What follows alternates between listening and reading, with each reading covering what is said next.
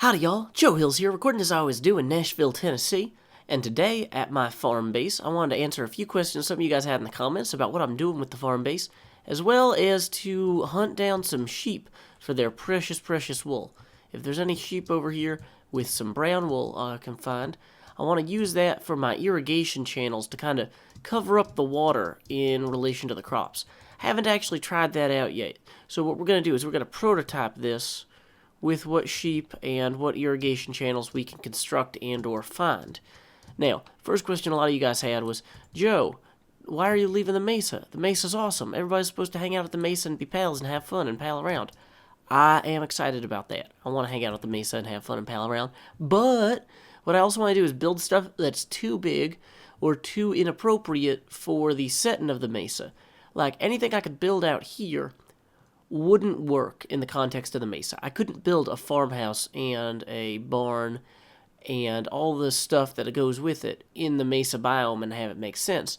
So this is like a separate place for me to build cool stuff. It's not going to be where I make all my videos. In fact, even though there's going to be a house here that's going to be a farmhouse, I'm not going to relocate all the stuff out of my mesa house for a good long time, if ever. That's still going to be my primary residence on the server. So, in regards to the terraforming, I've come through here and I've started digging out some of these channels for where I'm going to put the crops. As you can see, I'm not good at jumping in time. Oh, boom, I'm almost getting it though. And this is really, really not finished. Like, there's clearly a whole bunch of areas over here where if I had dirt, I need to fill them in still. And I'm going to have to dig out those hills up there, like where the portal is. That whole barn layer needs to be about 4 blocks lower. The farmhouse itself needs to be a bit lower too. But anyway, where was I? So we've got some areas here where we've already got some water. And that's just kind of incidentally, there was a pond here. I don't think that's a good prototype area because it's too far away from everything else. I think for our prototype farm, we're going to start here maybe. Let's go ahead and dump out all these buckets of water at even intervals. And what I kind of figured I would do would be, I'm going to build like a 5x5 mini farm here and figure out if that's good enough for what I want to do long term. So this is about 5x5 blocks. I'm seeing that the water level is slightly below the block level. I was worried that if I didn't do this right, this would end up looking really dumb. So I've got my brown carpet here and my seeds here. So there's seeds. We all know how those work. And then if I put my brown carpet on the sides of the seeds, well, that didn't go well. Dang it.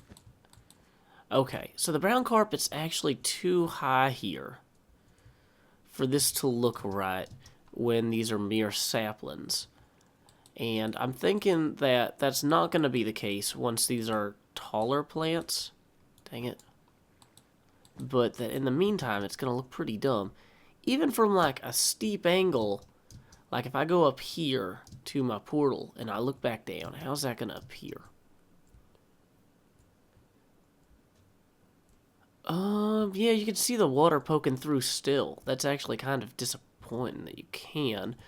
Let's go ahead and also figure out how we want to light this. I was thinking I could mix in pumpkin water lamps somehow. Okay, so from a walkability perspective, this carpet's pretty great, but from a visibility perspective, I can see the water underneath, I can see the pumpkins underneath. I guess if I put the pumpkins even lower beneath the water, then that's one less awkward thing. But like, on the whole, this is just not visually what I was hoping for.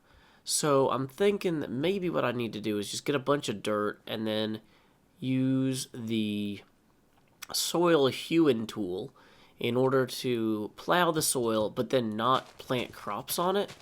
So now that it's night, we can kind of see.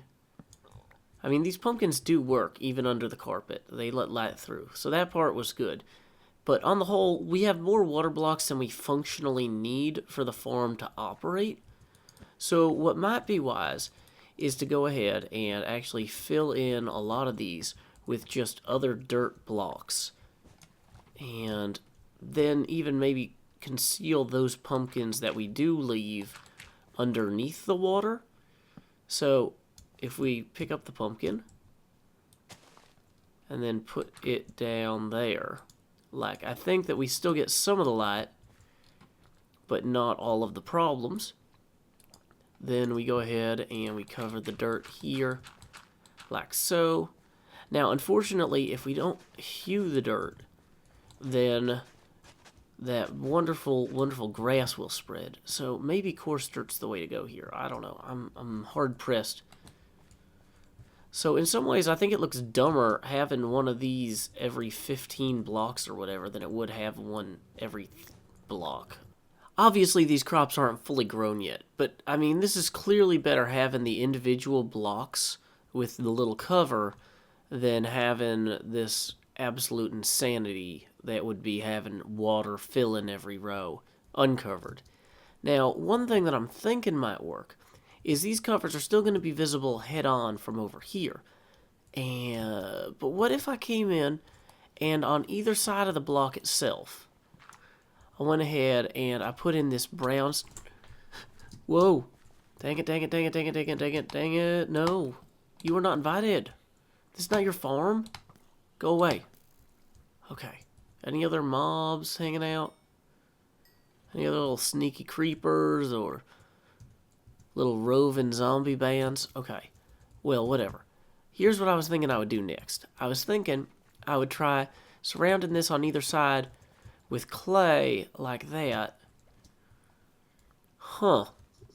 Well, that gets rid of the blue, except for like the little tinge on either side here, which is good. And maybe I'd even surround it on all three sides. I don't like the idea of interrupting the rows, or four sides. But having a break occasionally just to, you know, kind of force the cover not to be popped would be nice. Also, I'm curious, what if I had the entire row here instead of having just these two be clay? Like, what if I had 1, 2, 3, 4 here, and then 1, 2, 3, 4 there, kind of like this.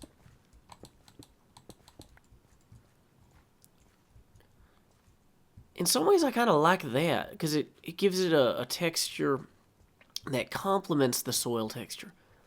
I mean, I don't know, the bare unplanted soil, I think in the whole is prettier. It's just, it does so poorly next to the covered water.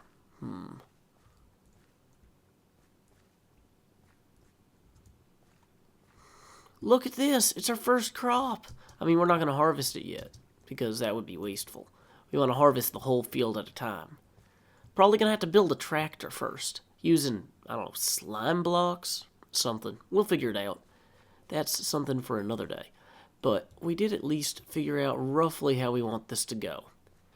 Well, the more I look at this, the more I'm really starting to think that I'm pretty happy with the wet soil going into the dark clay, going into the cover, than with anything else. Because especially once the wheat really starts to hit maturity here, it does cover up a lot of that blue. That will not be as much of a problem, if at all. And especially, like, if we're running around, like, from a good distance here, like, that looks pretty okay. In fact, it's almost indiscernible that the crops are planted in rows. I was hoping there'd be more of a parallax element, where it would feel more like the rows. I don't know, it's hard to say without them being full height. Unfortunately, I gotta go to Boston, and so I don't have time to do all of this as well or as large scale as I'd like to before I go. But if you are going to be in the Boston area, I'll be at PAX East, so you should come look me up, follow me on Twitter, and hopefully find me at the event. I'm going to be updating y'all with where we can hang out and that sort of thing. So, anyway, until next time, y'all, this is Joe Hills from Nashville, Tennessee. Keep adventuring.